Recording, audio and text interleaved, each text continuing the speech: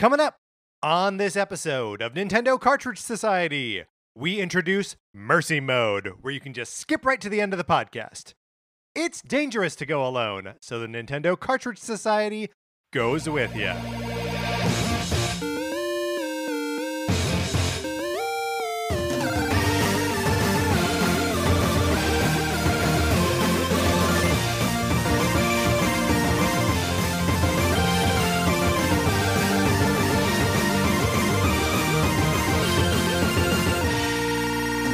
Welcome to Nintendo Cartridge Society. My name is Patrick Ellers, and I am joined, as I am always joined, by my co-host, Mark Mitchell. We have got a good show for you today. We are going to be talking about the news from the week, including the Nintendo Treehouse live event.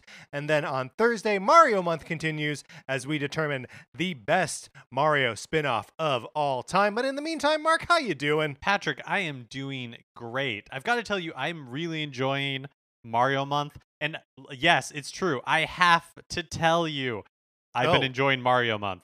Yes, good. And I'm excited for Thursday's episode too, because I think we've really set ourselves up for a difficult task, and those are my favorite types of like definitive determinations.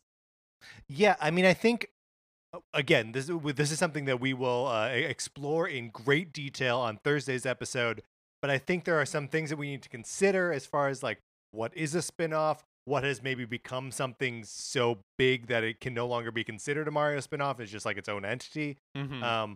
So, you know, it's all of this. It's going to be a humdinger. I'm very excited for it, and I'm looking forward to it. Speaking of humdingers, my copy of Sonic Forces, may it rest in peace, rest in the mail, rest lost in the mail. Would you like to get on a list to borrow my copy of Sonic Forces, even though we don't know where my copy of Sonic Forces is? You can get on that list by emailing us at Nintendo Cartridge Society at gmail.com. And give us a mailing address. There is no game to give out at the moment. But look, it's going to be replaced with something. We have utter faith in the program. So get on that list, and something good might happen to you. I don't know. Mark, we got an email from a listener from Arlo, and Arlo asked a couple questions. And one of his questions pertains to the Sonic Forces borrowing program. Then I think we should address it right now. Arlo writes, "Why do you do the Sonic Forces borrowing program? I think it's super cool, but I am interested in how it started and why you guys keep doing it." Mark, any insight into why do we do it and why we keep doing it? So I don't know that I can actually answer this question, because like a lot of things that exist on this show, I don't actually remember the genesis of it. I remember no you pun intended, buying, of course. Right. Yeah, I remember you Yes. buying Sonic Forces. I remember you not liking it. I'm pretty sure it was your idea. I'm pretty sure you are like the genesis of the perfect program, also known as the Sonic Forces borrowing program. That's right. Yeah, I mean, I think it came down to me. So it came out in like November, right, of like 2017, maybe. 17, yeah. And I bought the game because I think we were high on Sonic Mania, right? Which had come out just a few months before. And so I was like, yeah, I'll get Sonic Forces. Played it for like an hour or two and was like, oh, this is terrible. I have no desire to keep playing this. And since it was November, it was like right around Thanksgiving. So there was like a holiday sort of like togetheriness feeling. I tried to go back into our archives to like listen to the episode when we made that decision, but Apple Podcasts had it like just cut off right at that point. Oh, so episodes right before there. I think they still exist. I just couldn't access them through the Apple Podcast thing on my computer. But like I could see the episodes right after it where we talk about Doom and LA Noire and one other game. Was when we reviewed like 3 games. Do you remember this? I do, yeah. Look, there was one Thanksgiving where we put out 3 episodes on one day. The show is wild. I think is maybe what this all boils down to. That there's no predicting what's going to happen on this show, and sometimes something great happens, and we just roll with it and keep rolling with it for 3 years. And what was Arlo's second? Why do we continue to do it? Yeah, why do we keep doing it? Well, that's I mean, unanswerable. I think that's just unanswerable. But Yeah, once you've well, like stumbled onto the perfect program, how do you Mhm. stop? I feel like that's like setting out yourself up for some sort of Final Destination-esque situation. You can't outrun the 100%, Sonic yeah. Forces borrowing program. Like, why try? This ends poorly if we stop. Speaking of things that end poorly when we stop, we are in the midst of Mario Month right now, as we mentioned previously. On October 29th, we will be doing an episode of all of our favorite Mario memories. Would you like your memories to be in that big melting pot of Mario memory? That's some pretty good alliteration that just tumbled out of my mouth, and I'm very happy with it. You should email us by October 27th at the absolute latest and give us your Mario memories. Mark, what kind of stuff are we looking for here? We're looking for any type of Mario memory Anything. in any form that you want to send it. Are you and your sisterhood doing a quilting project that each Sure. square is a Mario memory? Send that over. We will figure out a way to get it onto the show. Yeah, no memory is too esoteric or too based in a physical visual medium for us to display on this show, which is a purely audio podcast. It's going to be good. We've got a lot of great submissions so far. Thank you to everyone who submitted already. Also, thank you to Arlo, who gave us a Mario memory. Keep them coming, man. The more the merrier. I'm very excited about this episode. And then last thing before we get into like the episode proper here. Look, we are 3 weeks away from the election. I cannot believe that we are so close now. Mark, it seems crazy. But just make sure this is just sort of our and we're going to keep shouting this out until it's done. Make sure to check your registration. Make sure you are registered to vote. Make sure you have a plan to vote. And then also vote. And if you could see your way clear to voting for Joe Biden, all the better. But there's lots of stuff on your ballot that affects you specifically and your towns, your states, all of that. So just make sure you know what you're voting for and who you're supporting, who you're putting in office, and what kind of propositions you're supporting. All right, Mark, let's get into what we've been playing this week.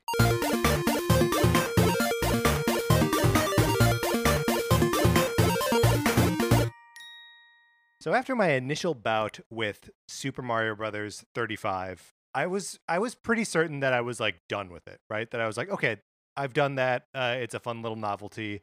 I can move on. Mark, I cannot move on. I've gone back into Mario 35 a couple different times, and I really enjoy it. Like I know it is of limited novelty and like the matches stretch on for too long when like you are in like the top 3 and like there's just a lot of sort of like chaos and just a lot of like kind of outlasting your opponents, but I really like it. That's awesome. I'm really happy for reasons that I cannot articulate. I am happy that Super Mario 35 has its hooks in you. I don't know why, but I like that because I like when you were like really excited about Tetris 99. I like that you're excited about this. I saw that I think on Sunday, they were doing a new like one of those like special weekly battles or whatever that just ended on Sunday, and they introduced harder enemies more like earlier than they normally do. And that I didn't participate in it because I didn't know what was going on, but that sounds like fun to me. Like I think that's one thing that the game would benefit from. Like I think it would make the matches go faster is if they were introducing like the more challenging enemies earlier into the matches. Yeah. Well, and I think one of the things that has helped me both like get better at it and just like be excited about it is to really like alter my focus towards like collecting a ton of coins. And I've also been playing New Super Mario Brothers 2 on the 3DS, which is a game that we are going to be talking about as part of our Mario month. And that game's whole deal is like, look at all the coins you collect, and you do collect a ton of coins. I got over I'm at over 10,000 coins in New Super Mario Brothers 2, and that's very exciting. So I just have a very like get the coins mindset right now, so that like getting way too many coins and just burning through like the power-ups, like the randomized power-ups, has been like really nice to make sure that I'm basically always alive and sending just hordes and hordes of enemies over to my opponents. Yeah, I want to try it out again. Yeah, there are still things I don't understand about the game. I don't know what happens, why you select a level at the beginning. I don't know what the point of that is. Because you don't always start there. Sometimes you do. Yeah, I think so. My understanding of how it works is like you don't start there. You start like they purposefully like put the easier levels earlier, but then like the more challenging levels do show up. Like they start getting mixed in. But like if you have like 12 people who pick World 1-1, you're going to play through World 1-1 a lot. And I think that's like their attempt to try to balance Oh. it. Interesting. So you're voting for like what levels you want to see in the rotation? Yeah, exactly. Interesting. Yeah, that makes sense. I mean I started one in 1-4, which is Whoa, that's tough. wild. It's wild because like you don't have a lot of time to get through the level and there are no enemies in the level. Right? Just Bowser at the end. So Right. like it becomes a mad dash for like everyone to try to get to the end as you know, as fast as possible. Wiped out a lot of people super early. It was great. But yeah, so that's I've been basically been playing those two games. I will withhold any comment about New Super Mario Brothers 2 because we are going to fill a whole episode with our observations. So I've been playing Super Mario 3D All Stars. I finished Super Mario 64, and I moved on to Super Mario Sunshine. And I think Super Mario Sunshine is awesome. I love this game. Okay. So I think it like looks amazing on Switch. It's in like a widescreen It now. does, yeah. Mario moves like a modern Mario. Like he moves like Mario I would expect him to. The camera is there are still times where it gets caught on the geometry or it's not doing exactly what I want it to do, but it functions like a modern camera. Like Yeah. I think it holds up extremely well. That being said, I completely understand like the platforming in Super Mario Sunshine can be really frustrating because the levels are really vertical and the platforming like requires you to make a bunch of like complicated jumps, and then since you're so high up, if you fall you have to start all over again, and that gets really tedious. And so I completely understand why like that part of the platforming is really frustrating. But for me, like I love Isle Delfino, like I love the setting, I love the music, I love the levels. I think the like Mario's moveset is really fun. I like Flood. I'm having a blast. I'm having a hard time wanting to put it down. I think it's a great game. I think it is wrongly maligned. Well, that's incredible. Just like you are happy for my enjoyment of Super Mario Brothers 35, I'm happy that you're enjoying Super Mario Sunshine. I have not been able to drag myself back to it, and part of that is Sarah is playing Mario Galaxy right now, and she just beat it over the weekend, and is like back in it. I think even as we record, is just collecting more stars now because you can beat that game with 60 stars, and there's another 60 to go. I've enjoyed watching her play that. I don't know that I will go back in and play it. I'm sort of getting my fill watching her. But yeah, it's also maybe a little bit. It's weird. I think a weird expectation that we put on ourselves to be like, ah, yes, we'll get the Mario 3D collection and play all three For 3D sure. Mario back to like it's a lot. Yeah. And like a big time commitment too. And not that they're not good games. I'm sure that when the next time we're in like a little bit of a drought and I go back to Sunshine, I will have a good time finishing it off, or maybe even starting it over and finishing it off. I'm curious, how has Sarah been playing it? Is she playing with the motion controls?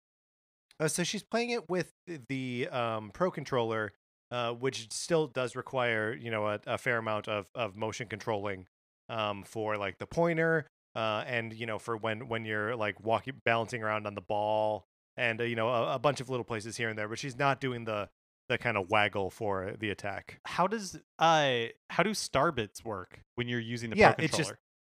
so there's just a pointer on the screen and you just tilt around for it. Got it. Okay. Yeah, that makes sense. Interesting. How is that? How is it like how is collecting starbits doing that? I mean, it seems like it's going okay. I have not jumped in as like the second player to do any starbit collection like we used to do on the Wii, and I think that's just because like there was always another like Wii remote sitting on the coffee table, so it's easy to pick up and just like jump in and play. And this is I guess just as easy because maybe all I'd have to do is to take a Wii remote or a Joy-Con off the Switch as she's playing with the Pro Controller. So maybe it would be just that easy too. But I haven't done it yet. So yeah, I'm not sure how that works, or even if it does work. Can you do it? I assume you can. I assume you can too, but yeah, like you, I haven't tried. No one knows. No one knows. So how far are you in Super Mario Sunshine? I just got 20 shines. Okay. So how many like worlds into that is that? You're like 4 or 5? I think okay, so I just got Yoshi, and so I'm on like where the Hotel Delfino will show up. So I think I've opened up like maybe 5 or 6, but I'm definitely not trying to get all of them. Like in the levels, I'm doing the ones that I want, and then when I hit my limit with the level, I'm like, yeah, okay, I'm just gonna move on. Yeah, like peace I don't, out. because I mean there are like boss fights and stuff where I'm like, this isn't fun. I'm not enjoying myself, so I'm just going to skip this. Have you done the boss fight? It's I think it's where the hotel is. But there's like a boss that comes in where it's like a manta ray shadow thing. Yeah. And it's huge, and you just have to like keep breaking it up with water. Yeah, I'm doing that right now, and I've died like 3 times. It's a tough fight, and I don't think it's fun. You spend a lot of time just like cleaning up like the messes of like 5 or 6 like little ones, because like it starts huge, and then it breaks up into like 2 still very huge but slightly smaller, and then you just keep like cutting them in half, and there's so many of them. It's so many, Mark. And they're like leaving electric goo everywhere, and they electrocute you. So basically, if like anything touches you, you get hurt. I've gotten really close, and then at the end they all go into like a frenzy, and they're all like heading towards you, and I keep dying there. I mean, it's not a perfect game. That is definitely true. And again, I'm glad that you're enjoying it. Okay, Mark, I guess we've only been playing Mario this week. It's fitting. It's Mario month. It's Mario month. All right, so that's what we've been playing this week. Let's get into the new releases and what we might be playing next week. Starting today, October 13th, Overwatch has a game trial for Nintendo Switch Online members. You can play the entire game for free from October 13th to 20th, and any save data you create will transfer over to the main version of the game if you purchase it. I love that Nintendo continues to do this like weird kind of like half step towards like a PlayStation Plus type free game type deal. But I like just for a week. Just for a week. But I like that this is happening. Overwatch is a game that I've always wanted to check out, but it never felt worth it to purchase it, because by the point that I was getting into it, like the community was so well established, and that it didn't really seem worth it. But for a week, I can mess up people's matches, right? Absolutely. Look, I got in on Overwatch pretty early, like within the first couple weeks that it was out on PC and PlayStation 4. And I can tell you, I ruined a bunch of matches over there. So yeah, I'm interested to check it out on Switch too. Curious to see like how it runs, how it looks, and like how the online like matchmaking, how all of that. Maybe is it crossplay? Do we know, or is it just? Are you just playing against other Switch players? Ooh, I can't remember. I can't. Yeah, if it is crossplay, it must just be with the console versions, right? There's no way they do it with PC versions. Oh, you mean because mouse and keyboard? This is a great question.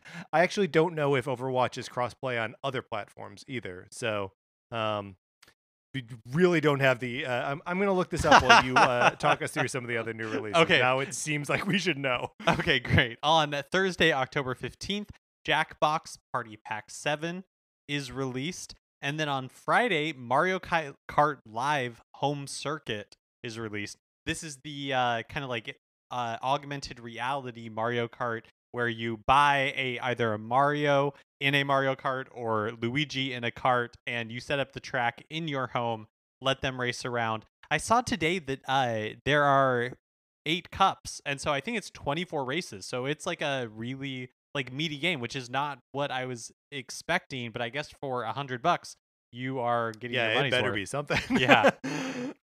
This remains one of those things that like I'm very interested in, but like there's just no way I'm gonna spend $100 to not have enough room. Like I can't set up the track in my apartment, and then I don't leave my apartment. So Like, what are Yeah, you I gonna do? know.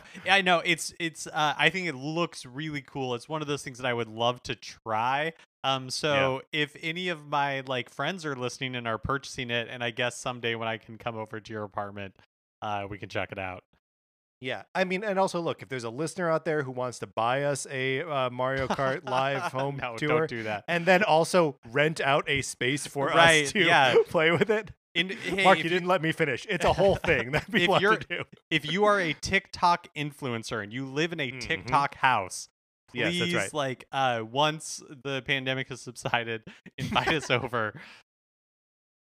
Yeah, I mean that's the real thing, right? Like, do we want to go to a TikTok house? The answer is no. But we'd fit in so well. That's true. Mark, is there anything else on here that you? Oh, sorry, I did my research. As of October 1st was the most recent like article I could see that says Overwatch still has no cross-platform play. So no, you would just be playing against other people on the Switch, which will include a bunch of people who are brand new to the game. So I check mean, that it's a out. good time to try in. Yeah, if you've never tried it before. Okay, so those are the new releases. Let's close this out. Now it is time for a regular segment on our show. It is time for 433. In 1952, American composer John Cage wrote a piece called 433, wherein a performer or group of performers didn't play their instruments for 4 minutes and 33 seconds. For the purposes of this show, our instruments are talking about Nintendo. So, for the duration of one performance, 433, Mark and I will talk about something not at all Nintendo related, thus fulfilling the contract of the piece. Mark, it is October, so we are doing only spooky topics. Today we are going to be ranking the Universal movie monsters, with the obvious caveat that we cannot talk about them through the lens of Castlevania, because Castlevania is a game that appears on Nintendo consoles. I guess just quick broad strokes, like how do you feel about Universal movie monsters? Yay or nay? Yay, for sure. Yay. Yay! Do you like the like kind of classic iterations of them? Do you like it when they harass Abbott and Costello? Do you want them chasing down Scooby and the gang, or do you like the modern ones? I like the like classic like iconic iterations, even though like some of them I don't know that I've seen the movie, but Yeah, like I don't know that I've seen the original Mummy or the original Invisible Man. But yeah, there's just something that's fun about like the iconography of them. yeah. There's something very pure about them, and they feel like they are just absolutely full of potential, which is why I think they keep like being remade, and like Mhm. why there's like maybe a dark universe of movies happening and maybe not. I went to the Wikipedia page of like all of these like announced or semi-announced dark universe movies. There's like a dozen of them, which is it blows my mind. Anyway, so here are the creatures that we have in store for us. We are talking about Frankenstein's monster, Dracula, the Invisible Man, the Mummy, Wolfman, creature from the Black Lagoon, the Black Lagoon, creature from the Black Lagoon, the Bride of Frankenstein, and the Invisible Woman. Mark, have I left anything off this list? Are there any glaring omissions here? Is there No. anything that we shouldn't count that Not that I is can on think. here? I'm not familiar with the Invisible Woman, but I feel like I kind of get the gist of it. And isn't it interesting how people are really nitpicky about calling Frankenstein's monster, but nobody's like, but she should be the bride of Frankenstein's monster. Yeah, I do think that is interesting. And I don't what like why isn't so the creature from the Black Lagoon, when it appears in future movies, it is just referred to as the creature. Even in the title of the movie, just like the creature strikes back or whatever. But Frankenstein is always going to be called like it's going to be something Frankenstein. It's never just the monster. I think we just like everybody just needs to get over it and understand that Mm, like mm, mm. there's Dr. Frankenstein and then there's Frankenstein who's the green guy with bolts in his neck. Right. And why doesn't he have a name? Why couldn't he have a name? The monster. Okay. So do you have like early favorites here? What are your favorites of the Universal monsters or least favorites? Which ones are you like, I don't need this? I feel like the Mummy, and as much as I, for whatever reason, really like Creature from the Black Lagoon, that's always like a creature design that I've always enjoyed. I feel like its menace is undermined by the fact that it is an aquatic monster. Sure, just don't get in the water. Yeah. That's it's also look. Its monstrousness has perhaps been overtaken by its sexiness. Thank you, The Shape of Water. I think I gotta agree with you. It is no longer a monster of which I am frightened. That's right. Yeah, intrigued maybe, but not frightened so much Yes, anymore. like, do I want to know more? You bet. Is it because I'm scared? No. So okay, and then the mummy we will also like put towards the bottom there. Though Yeah, I do love those Brendan Fraser movies. I feel like the mummy's curse is more interesting than the mummy himself. Sure. Okay, we are running out of time here. Okay. I think Dracula's got to be like near the top, right? Yeah, for sure. Sexiest of them all, hands down. Yep. That's right. And yes, we are using kind of conflicting criteria. Sexiness bumps one monster at the top, another monster at the bottom. I also look. Maybe I'm a purist. I'm a simpleton. I like the Wolfman as well. I like the Wolfman too. I like the distinction between a Wolfman and a werewolf. And to me, a Wolfman is more interesting. Okay, so that was the end of the recording of 433. We'll push through. We'll push through. We'll push through. Okay, great. So we've got Dracula at the top, followed by the Wolfman. Who comes after that? I like Bride of Frankenstein, I think, more than I like Frankenstein himself. If we're talking about like the classic Universal monster. Yeah, with like the Marge Simpson hair. Uh-huh. Yeah, totally. I agree with that. 100%. And then I think probably the Invisible Man is after that. Or you know what? I think I like regular old Frankenstein. So maybe it's exactly as we have it. Yeah, I think so. Do you have any context for the Invisible Woman? So I mean, unfortunately, all I can think of is Sue Storm, right? Like, I just see the Fantastic Four character. So just by default, this is how we're putting them. Dracula's number 1, number 2 is Wolfman, number 3 is the Bride of Frankenstein, number 4 is Frankenstein's monster, number 5 is the Invisible Man, 6 is the Invisible Woman, 7 is the Mummy, and number 8 is the Creature from the Black Lagoon. Mark, we were accompanied today by the CWU Viola Choir. Let's get into the news. So Nintendo did a Treehouse live event last week with about 40 minutes of Pikmin 3 Deluxe gameplay and then also some Hyrule Warriors Age of Calamity gameplay. And we'll be talking about that in just a second. But if you want to check it out for yourself before Pikmin 3 Deluxe arrives on the Nintendo Switch at the end of the month, you can check out a free demo which landed last week. I don't know, Patrick, have you played through any of this yet or picked it up at all? So it is the demo is sitting on my Switch right now. I have not played any of it, though it's my understanding that it covers about the part of the game that I have played on the Wii U. But I am interested to like actually get my hands on it and just sort of experience the quality of life differences. They highlighted a lot of them in the Treehouse Live event last week. But yeah, it's I'm excited to actually like get that feeling under. It's crazy to me how like whenever there's a game that with like a special edition version or like like Dragon Quest, right? Dragon Quest 11 S Echoes of an Elusive Age Definitive Edition. That like for whatever reason you just need to like put out the game, let people play it, and then be like, you know what? There's a bunch of like little stuff everywhere that we could fix it, and then suddenly the game's amazing. Yeah, totally. So I think it's possible that Pikmin 3 Deluxe is that with just a lot of tiny little tweaks to it to make it not that it wasn't playable before, it was totally, but just like a good feeling player friendly experience. Yeah, so like Patrick mentioned, it's a pretty good sized demo allowing you to play through the first boss of the game. Your progress carries over to the full game if you end up picking that up. And completing the demo gives you access to the ultra spicy difficulty setting in the game and spicy. Other perks.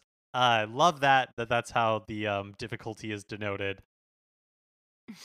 Yeah, so it's I think also just with Pikmin being a little bit of a stranger genre for Nintendo stuff, and it's something that I think people are excited about, but I don't know if they know what they're excited for exactly. You can check it out for free and actually understand it. Yeah, it's one that I'm glad that there's a demo for it. I don't know that I plan to pick up the full game, but I'm glad to have this little like taste of it, if nothing else. I'm also Totally. interested because like Pikmin 3, I know that there were a bunch of different control schemes you could use, but it was made with that game tablet, the Wii U tablet in mind. So I'm also just curious to see like how it controls and if it has that like Nintendo sort of polish. Yeah, I mean, weirdly enough, Pikmin 3 on the Wii U didn't start off with touchscreen Oh, controls what? like Really? integrated. Yeah, Oh, I had no yeah, idea. I didn't realize that was the like case. yeah, wildly that was patched in later. So yeah, I mean, the control scheme for Pikmin games is always a little bit like, does it really make sense on like a controller of any kind? And the answer is always kinda. That like it almost seems like it's meant to be played with like a mouse and a controller, which is a control scheme that no game uses. But it just yeah. So the fact that they've offered a bunch of different ways to approach it here is good. So during the Treehouse Live, um, they did about 40 minutes on Pikmin. We saw some of the multiplayer, like head-to-head matches, which looked fun. They showed off a lot. One of the things they showed was that Pikmin 3 has a lot of customization options for controls, including using like tilt controls for cursor aiming, which is really interesting to me. Um, for me, the part that I was looking forward to most of this Nintendo Treehouse Live was the about 25 minutes they did on Hyrule Warriors Age of Calamity. They showed off Urbosa and Zelda gameplay, and later they did Impa and Link as well. We learned that all of the characters use the Sheikah runes. You can use loud attacks to wake the Moldoga. Between battles, you're navigating via the map of Hyrule, and they showed that off, and it seems like it is, at least the map is like the full Breath of the Wild map. I don't know that you'll actually be able to Yeah. go to every area, but I felt like it's crazy for a game that came out like 3 years ago. Um, but I felt like nostalgia when I saw that entire map. I felt kind of nostalgia watching this whole thing, like when you could see that there are like going to be Koroks in it.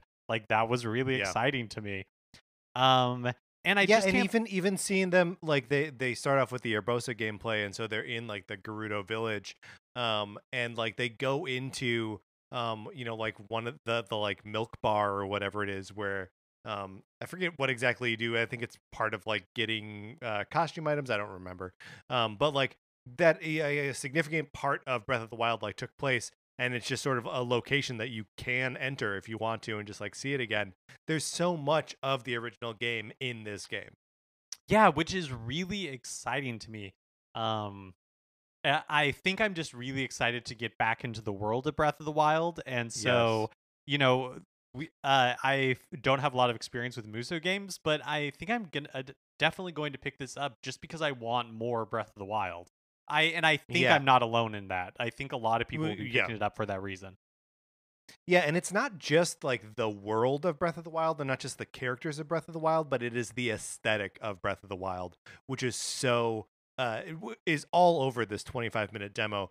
Like the UI looks a lot like it did in Breath of the Wild. That font is everywhere. The color palette looks exactly the same. Like they and even like the little like sounds for when like stuff is charging back up, or like everything just sounds and looks just like Breath of the Wild. It's really remarkable, and something that isn't totally present in like the original Hyrule Warriors, which was obviously doing like sort of a sampler of all Zelda games. I think this one benefits from being so specific and having such a clear like style guide to draw from. It just looks awesome. One of the things I'd like to see in uh a Muso game is maybe not the right vehicle for something like this, but one of the things I loved about Breath of the Wild were just those like quiet moments when you were just like in the Yeah. environment and there wasn't like a lot of battle going on. You were just kind of exploring. And I'll be interested to see if like if they choose to include like moments that have that tone, or if it will be like really action based, which would also make sense given like the setting and all that kind of stuff. Right, that this is like the war that like everyone is recovering from Yeah. in Breath of the Wild. We did get a question about this game as part of Arlo's email. We may have already covered it, but his question reads as follows: what are your thoughts on Hyrule Warriors: Age of Calamity? I'm afraid that it will be something where you just have to mash A, B, X, and Y simultaneously and beat the game without ever knowing how you took out a whole mob of regenerating enemies. It goes on like this. I'm super intrigued by getting to relive the events that happened 100 years ago, but I have not played the first Hyrule Warriors games. What are your takes on the enemy-filled arenas and overpowered attacks? I mean, I'm into it. The one of the things that the Muso games do well is convey this sense of like ultimate power of one warrior just demolishing hordes of others, and that's exactly, you're playing as these champions, which are basically superheroes. Like, yeah, I want to see them mow down hordes of bokoblins and Yiga clan dudes. Like, yeah, I'm way into it. Yeah, same. And I'm just excited for the opportunity to play as those characters too. Like, I think it'll be Mhm. really fun to be able to take on the role of those champions. Yeah, 100%. So, will we be seeing a price drop? I think I said chop on Joy-Con. If what we're seeing in Japan is any indication, the answer is non-committal, maybe. Very good. Effective November 6th, the price of an individual Joy-Con in Japan will drop from 4,480 yen, which is about $42.50 in the US, to 3,740 yen, which is about $35.50. Which is interesting. I mean, looks like the Joy-Con were a little more expensive in Japan to begin with. So not really sure what the price drop would look like if it came to the West. Also the price for it's only the price for a single Joy-Con that is changing. The Yeah. price for a pair is unchanged. Um, I mean, so this past week, my like left Joy-Con, I noticed that it was really beginning to like Mario was running when I wasn't doing anything. So I was like, the cursed Joy-Con drift. This was like my second pair of Joy-Con. The first one I had for about a year, and then it just stopped. The right one just stopped charging.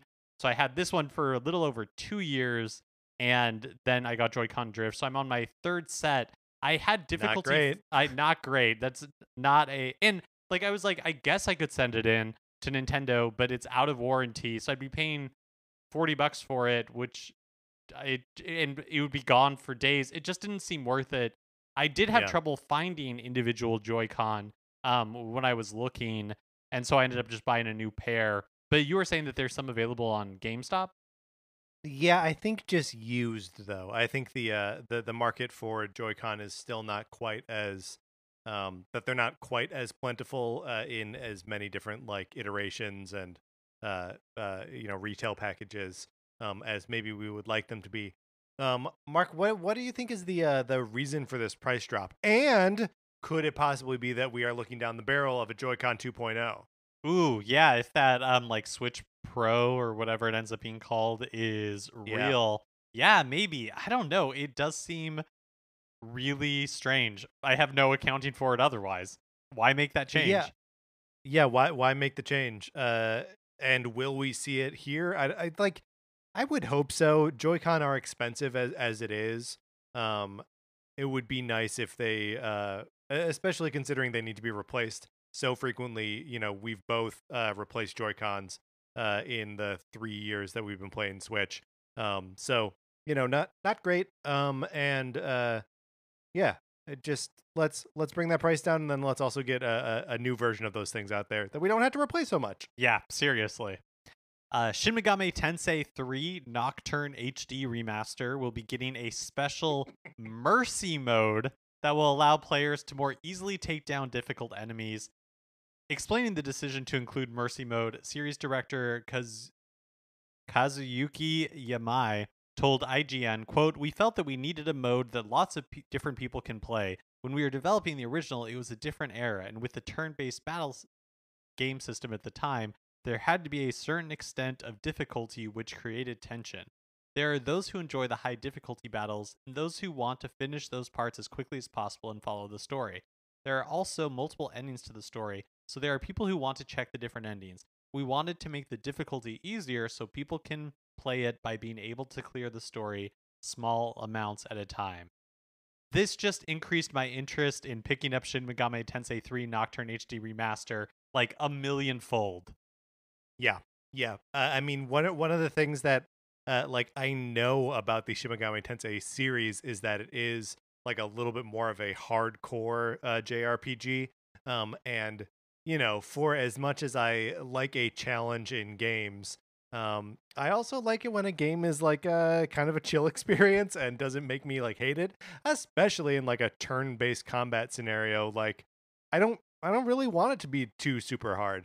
You know, I was raised on the American version of Final Fantasy games, which means it easier than it should be otherwise, right?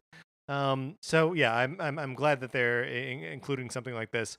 Also, with a game that's just so heavily story based, like I feel like you need to have that option now, right? Like there are people who are going to want to experience just the story of something and not, you know, grind through, you know, whatever dumb challenge you thought was important, you know, 10 years ago when you were first designing it. Yeah, I think it's great. I feel like easy modes don't take away anything from games because they're completely optional. And like you were saying, like sometimes you just want a chill experience. Like I like being able to say, yeah, I am interested in checking out this game, but if it's super like brutally difficult, then that's totally going to be a barrier for entry for me. And so I'm excited to see more. I feel like for the most part, more and more developers are Mm-hmm. like, especially with these like hardcore RPGs, like we saw it with Fire Emblem, like more and more developers are open to the idea because it just like expands the user base, the potential user base for your franchise, right? Like, Yeah. Fire Emblem and Shin Megami Tensei, like Shin Megami Tensei is such a niche game compared to like Persona, and so anything they can do to make it more approachable, I think makes a ton of sense. Yeah, and especially for something like, you know, those Atlas products are all like sort of multimedia things too, right? Like there are usually, you know, manga and like anime series and stuff that go along with them. I know there are like a couple Persona movies and stuff like that. And you know, if someone wants to experience the story of the game because they are into the anime or whatever, like it's good that they have an option to experience that without being frustrated. When Star Wars Jedi Fallen Order came out, you know, I was hearing from a lot of reviewers that like the game was difficult, and it like that stressed me out a little bit because like I like Star Wars, I want to know like the Star Wars story, and I just had this like freak out moment of like, but what if it's too hard for me? And it's not too hard. Like the game is pretty manageable, but there is also a story mode if you want like to play it on the easiest difficulty, that you know would probably be too easy for someone who was looking for like a sincere challenge, but you know, right at home for someone who was just trying to, you know, complete their Star Wars experience. It's the right move. Everyone should do it. Last week, Mortal Kombat 11 announced 3 new DLC characters coming to Mortal Kombat 11 Ultimate. It'll be Rain, Melina, and John Rambo. And Rambo's inclusion here is the only reason that we are talking about this. What is going on? What is the criteria by which they decide to include characters in Mortal Kombat games now? I don't know. I don't get it. Do you think that based purely on those sort of like the characters that they have added, I feel like the target audience for Mortal Kombat nowadays is people our age. Yeah, Because totally. like, you know, the uh other DLC characters include like the T-800 from Terminator, Spawn, like RoboCop. Like I don't know that those are characters that um people who are not 30 years old like care about. right? Like Right. they exist in the Mid-30s culture, too. right? Yeah, like they exist in the culture, but like Terminator and especially like Spawn, like they don't have like the cultural cash that they used to. Other like are these coming to the game? These I'm not clear. Like Jason Voorhees, Leatherface, Alien and Predator, are those already in Mortal Kombat 11, or did those just appear in Mortal Kombat 10? So so Jason, Leatherface, Alien, and Predator are in Mortal Kombat X, and then Freddy Krueger is in the Mortal Kombat 9 that came out in 2011. So like those like lumped together, like horror villains, right? Jason Voorhees, Leatherface, Alien, Predator, Freddy Krueger. That all makes sense, right? If it's like that's the pool they're picking from. But then the Mortal Kombat 11 characters, John Rambo, the Terminator, and RoboCop are just like 80s action movie characters. Like that's it. That's just all it is. But I feel like Jason Voorhees, Leatherface, Alien, Predator, like all of those are also in that same like Freddy Krueger, like also in that same sort of like 80s like horror icons. So it makes sense to me because I'm assuming that their target audience is people our age, and so it's like, hey, here's like things you remember. All right, Mark, you have been tasked with putting a new character that fits these same guidelines in the next Mortal Kombat game. Who do you put in? I think clearly it's going to be the babysitter from Adventures in Babysitting. That's very good. That's very good. I would go with Chunk from the Goonies. That is also very good. Nintendo announced a 17th Maximus Cup for Tetris 99. There's no new theme here. It's a repeat of the Pokemon Sword and Pokemon Shield theme, but if you missed out on it previously, you now have a second chance of earning it. You just need to collect 50 event points to unlock the theme if you haven't already. It kicks off on October 16th and runs until October 19th. That's interesting. That is a lower threshold for unlocking the theme than usual. Usually you have to get to 100 points. I guess they just really want people to have access to this Sword and Shield theme. Yeah, I can't remember if because I feel like they've repeated in the past, and so I wonder if the fact that it's a repeat is why it's like 50 points instead of the 100. Yeah, that's a good question. Yeah, because there was a period a couple weeks ago where they did like a week long of just repeating them, sort of like back to back to back. Right. They did like the Fire Emblem one, the Luigi's Mansion one, and one more. I don't remember what. But yeah, that's a good question. I wonder if that was also 50 points. As part of Super Smash Bros. Ultimate, the update that includes Steve and Alex from Minecraft, there's the new Minecraft level that has 6 different like biomes, 6 different like environments that it can choose from. And seemingly we thought that it was random, but it turns out that you are able to dictate which biome you get. There's like a set of inputs that you put into the controller on the level select screen, and it will like choose the specific one that you want. Yeah, the only source of information on this right now is the Japanese Smash Brothers account. So the text is in Japanese. We'll get more information about it, I'm sure, as we get closer. But it is neat that if you don't want to, just succumb to the whims of the random selection, that you can hold down, L or L and up on the thumbstick, or L and R. When you're selecting the level to influence what version of the level you're going to play.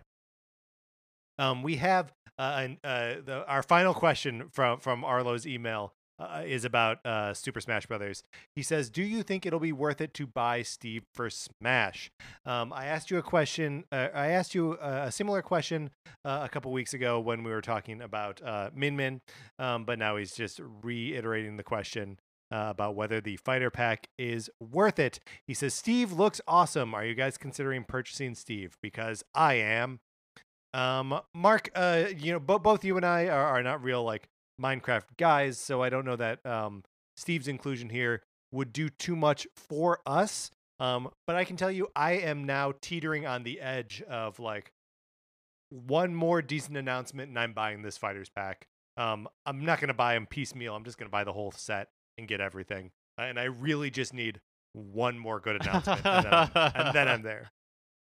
This is only the second announcement from the fighters pack, right? So there's 3 more after this. Is that correct? 4 more? It's wow. 6 characters. Yeah. Wow. I don't feel tempted for whatever reason. I think I've put down Super Smash Bros. Ultimate for long enough that there's enough distance that I don't feel like the need to see every update. But I am super curious to know what those other 4 characters are going to be, if only because it's so many. 4 is a lot. It is, and it feels like more and more the obvious ones, or like obvious in air quotes, are being like selected, and especially with like Minecraft no longer looming out there, I am interested to see if like the next couple ones are maybe I don't know, like weirder is not the right word, because the choices that like Steve for Minecraft is in a lot of ways like a weird choice. It doesn't easily fit into the aesthetic of, or into like Super Smash Bros. Ultimate. Clearly it took them a lot of work to do it, but I'm just curious to see like what else is out there for them to choose. There on the one hand is so much, and on the other hand, like I'm having difficulty picking out like an obvious missing entry. Yeah, I mean, this is what I'm very excited for, is that I think we are approaching the point where the guest characters can be surprising again. Like Steve is it's a big deal, and like, it represents like a seismic shift in like what can be in Smash, but it's not a surprise, right? Like it's there had been rumors about it, or people calling for it, or whatever. And I feel like we are, teetering on the edge of genuine surprise for the next 4. They could be Nintendo characters, they could be third-party characters, they could be Microsoft characters. Will we see a PlayStation character? Like, is Ellie from The Last of Us going to be in one of these games? Like, I don't know. All things seem possible now. Yeah, completely. And finally, Splatoon 2's Splatfests are firmly not dead. As Nintendo has announced an all-new Splatfest for the weekend of October 30th. Players will choose between Team Trick or Team Treat. And tying in with the Halloween theme, Nintendo will also make new gear available. The Kanoshi hat, Little Devil horns, hockey mask, and anglerfish mask will all be available. This is great. Obviously we've seen a couple of like replays of earlier Splatfests.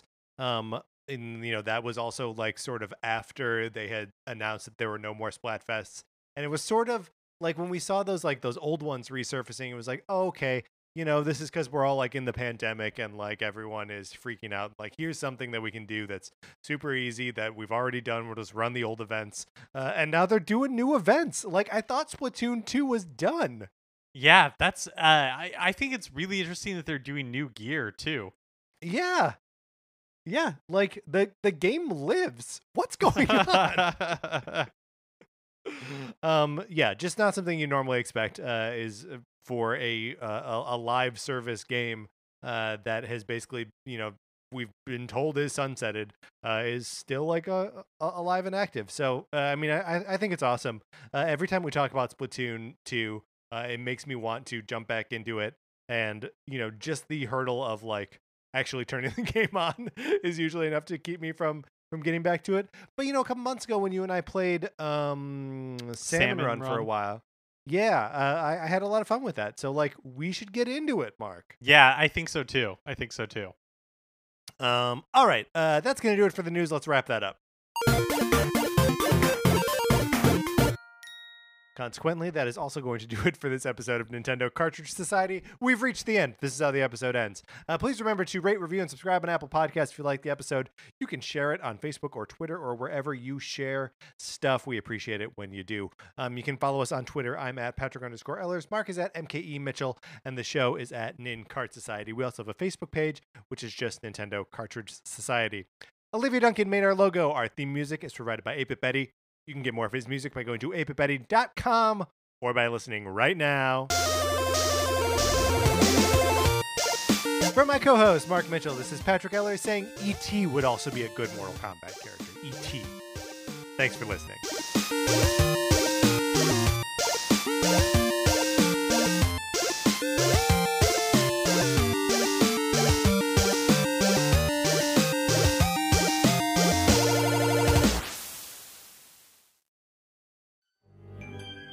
Hi, this is Adam Peacock from My Neighbors Are Dead. For the full month of October, My Neighbors Are Dead is going all in on the Friday the 13th series. And the best part is, we're upping our episodes to twice per week as we talk to all kinds of crazy characters from the world of Camp Crystal Lake, played by tons of amazing guests. 2 episodes per week, all month long. Join us for My Neighbors Are Dead on Apple Podcasts or wherever you get your podcasts.